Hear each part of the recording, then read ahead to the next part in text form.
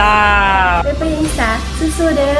อสุเฟียกะสิขอเป็นกำลังใจให้แล้วก็เสือในน้องไปยิงโซโลวันน้องเห็นได้เนาะลาวแม่สลักคิดว่าลาวก็เป็นตัวแม่ของเอเชียในปีนี้ นอกจากแอนนาเสืองามเอี่ยมตอนนี้ผมจะเชียร์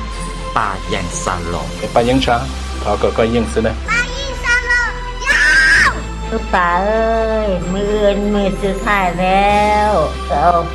ของปุดมาเมืองเฮาให้มันได้ช่วยกันเสียน้องไปยิงสลอจะให้เขาหอบเลิกนำศาสนามาส่งกำลังใจให้น้องปาอยากให้น้องปาแบบสู้ให้ถึงที่สุดเนาะทุกคนอยู่ที่ประเทศลาวค่ะนะเป็นกำลังใจให้น้องให้กำลังใจเรา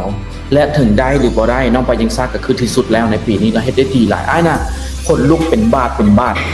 Payansa, I love you so much, and here I got this for you. We're cheering you on, Payansa. You are amazing. You are smart. You are beautiful. We can't wait to watch it tomorrow. You guys ready? Go ahead.